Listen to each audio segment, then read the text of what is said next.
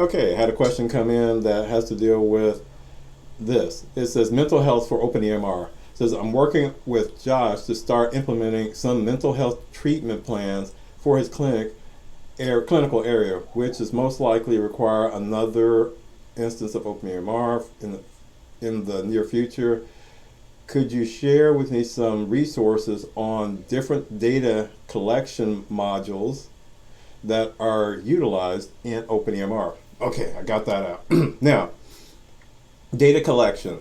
Data collection is usually done by a form, and some type of form is in the system. Whether you build it yourself using the LBF or layout-based forms, which is under the form administration, and go here and you can go to layouts and you can build a form that way. That's one way to do it. But the other way to do it also is that you can do hard-coded forms that you have to get a developer for unless you are a developer, and then you can create the forms in the system that way.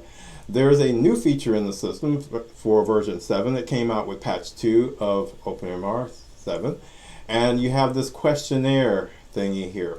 So when you click on this questionnaire thingy, if you notice, I got one saved in there, so I tried it out just to see how it works. So when you first open it, you're just going to see new questionnaire.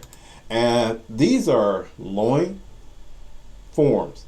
They're out there on the web and they're available. They're standardized forms. Some of these forms have a cost to go to with them because they are copyrighted. And no, we can't filter out the ones that are copyrighted. So you have to be careful when you are doing this, as to make sure that you are not using somebody's copyrighted form without paying them for it.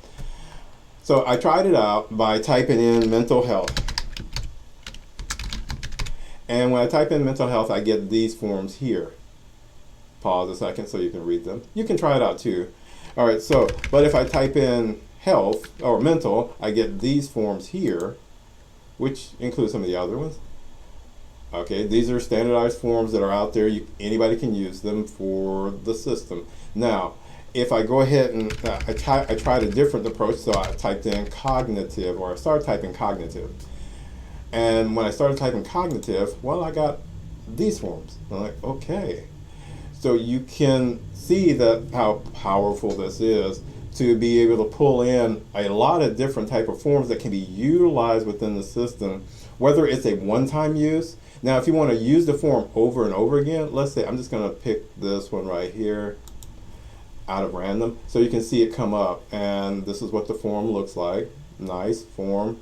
And then if you click on register new, then it will copy the form locally, and then when you go to let me click that, register new. So that's why when I click questionnaire, you can see now I have this one here and this one here. This was the one I chose earlier, and now it's a part of the system. You don't have to go searching for it every time, and you can fill it out for all the patients that you want to fill it out for, okay? Close that, go here, and so this is a new feature that is available, and it gives you a lot of resources for forms that you don't have to build. You can bring them in and use them at your discretion. Thanks for watching.